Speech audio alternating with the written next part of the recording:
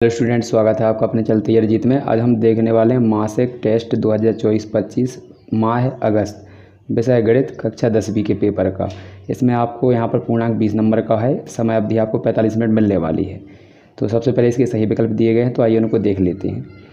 तो यहाँ पर शुरू करते हैं। तो पहला क्वेश्चन दिया गया है, किसी श्रेणी का प्रथम पद 7 है और सर्वांतर -2 है, तो इसके 4 पद बताने हैं। तो सर्वांतर मतलब होता है अंतर, तो कितने का अंतर है इसमें? 2 का, और माइनस का चिन्ह ये बताता है यानी घट रही है लाइन। तो ऑप्शन आपके यहाँ पर दिए गए हैं 4।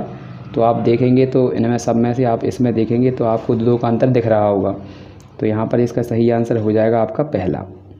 अगला क्वेश्चन दिया है दूसरा। तो दूसरे में क्या लिखा हुआ है? तो यहाँ पर लिखा है, किसी त्रिभुज ABC में DE समांतर है BC। ये डबल लाइन ये बताती है कि समांतर रेखाएँ हैं। तो यहाँ पर ये दिया गया आपको, तो इसमें आपको ये बताना है कि इनका मान जो x का है वो कौन सा होगा। तो इसका सही आंसर हो जाएगा ऑप्शन नंबर आपका B। अगला क्वेश्चन दिया गया है रिक्त स्थान। तो ये 2 नंबर के हैं आपके। तो यहाँ पर लिखा है, यदि किसी समांतर श्रेणी का n पद 3 + 2n हो तो श्रेणी का प्रथम पद क्या होगा? तो आपको n का मान कितना रखना? 1 रखना है। तो आप यहाँ पर 1 रखेंगे n के स्थान पर, तो इसका आंसर आ जाएगा 5। 2 समान कोणिक त्रिभुजों में उनकी संगत भुजाओं का अनुपात सदैव कैसा होता है? समान। कैसा होता है? समान। तो यहाँ पर समान भरना है। तो अच्छे से भर लीजिए इनको, ऊपर वाले में 5 और नीचे वाले में समान। इसके बाद अगला क्वेश्चन है आपका, यहाँ पर 7 दिए गए। तो ये भी आपके कितने नंबर के हैं? 2 नंबर के, आप यहाँ पर देख सकते हैं। तो यहाँ पर लिखा है, यदि ABC एक AP है तो या तब B बराबर A + C/2 होता है। तो ये सत्य है आपका। इसके बाद, यदि एक त्रिभुज के 2 कोण एक अन्य त्रिभुज के क्रमशः 2 कोणों के बराबर हो तो वे त्रिभुज कैसे कहलाते हैं? समरूप। तो सही है, ये आपका सत्य हो जाएगा। ये दोनों सत्य हैं आपके। अगला क्वेश्चन दिया गया है। तो यहाँ पर लिखा है, एक शब्द या एक वाक्य में उत्तर दीजिए। तो 5, 10, 15 के जो 8 पद हैं सभी का आपको योगफल बताना है। तो ये आपका सूत्र लगाएंगे इसमें, तो इसका आपका आंसर आ जाएगा कितना? 180। इसके बाद लिखा है, क्या सभी त्रिभुज समरूप होते हैं? तो लिखेंगे इसका हाँ। तो इसमें लिख देंगे हाँ। तो ये आंसर हो जाएगा। इसके बाद हम 5वां क्वेश्चन देखते हैं। तो यहाँ पर ये दिया है 5वें क्वेश्चन का आंसर। तो यहाँ पर अच्छे से देख लीजिए। यहाँ लिखा तीसरा पद 5 है और यहाँ पर देखेंगे तो इसका सूत्र लगाएंगे A + n-1। यहाँ पर n का मान 3 है, तो 3 - 1 कर देंगे तो ये घट जाएगा, तो ये हो जाएगा 2D। तो ये इस प्रकार से एक समीकरण बन जाएगा।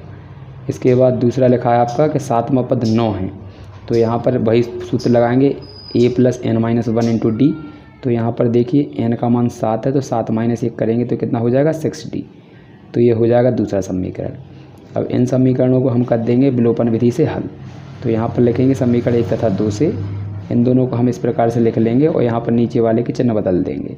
तो यहाँ पर ये दोनों कट जाएंगे और ये दोनों घट जाएंगे, तो आएगा -4D। इसको घटाएंगे तो ये -4, 4 से 4 कट जाएगा तो आ जाएगा 1। तो हमारा D का मान कितना मिल गया? 1। अब इसको हम रख देंगे समीकरण 1 में। तो इस प्रकार से ये आ जाएगा आपका, यहाँ पर 2 इस साइड जाएगा तो हो जाएगा -5 में से 2 जाएंगे तो कितने बचेंगे? 3। तो ये आपका आंसर है।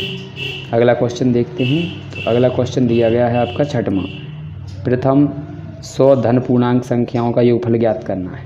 तो इसका भी देख लेते हैं। तो यहाँ पर ये दिया गया है। तो यहाँ पर 100 धन पूर्णांकों का निकालना है। तो इसकी AP कुछ इस प्रकार से बनेगा, 1, 2, 3 और यहाँ पर लास्ट होगा 100। तो प्रथम पद 1 और इनमें अंतर भी आपका कितने का? 1 का, और कुल पद हैं 100 और AN का मान भी 100।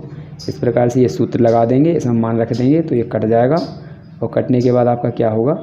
इसका गुणा हो जाएगा तो ये आ जाएगा 50 और 50। तो ये आंसर है इसका। इसके बाद अगला क्वेश्चन है आपका 7। तो ये दिया गया 7 क्वेश्चन।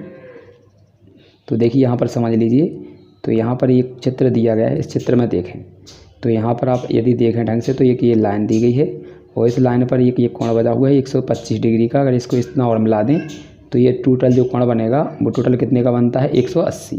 तो 125 का ये बन रहा है और दूसरा जो आपका कोण बनेगा वो कितने डिग्री का बनेगा? तो यहाँ पर इस प्रकार से देख लीजिए। तो यहाँ पर लिखेंगे हम, तो ये इस प्रकार से लिखेंगे, ये 125 साइड आ जाएगा तो ये माइनस हो जाएगा, तो ये आ जाएगा आपका 55 डिग्री। तो 55 डिग्री हो गया। इसके बाद हमें निकालना है ये वाला। तो तीनों कोणों का योगफल करेंगे हम। त्रिभुज के तीनों कोणों का योगफल कितना होता है? 180। तो ये सूत्र लग जाएगा। ये दोनों जोड़कर 125 होंगे, इस साइड आएंगे माइनस की, ये घट जाएंगे तो इसका भी 55 आ जाएगा। इसके बाद अगला कोण पूछा है आपसे इसमें, तो 3 कोण पूछे थे, तो हमने यहाँ पर 2 कोण निकाल लिया। अब इसके बाद ये पूछा है इसमें, तो यहाँ पर ये वाला कोण आपका एक 55 है, तो ये कोण भी आपका कितना होगा 55, क्योंकि आप यहाँ पर देख सकते हैं ये जेड बन रहा है। जब भी जेड बनता है तो वहाँ पर एक कोण यहाँ और एक कोण यहाँ बराबर होते हैं एकांतर कोण से, तो यहाँ पर ये आंसर हो जाएगा। तो अच्छे से नोट डाउन कर लीजिए। इसके बाद लास्ट है आपका यहाँ पर 8वां क्वेश्चन, इसका आंसर ये दिया गया है, तो इसको अच्छे से नोट डाउन कर लीजिए।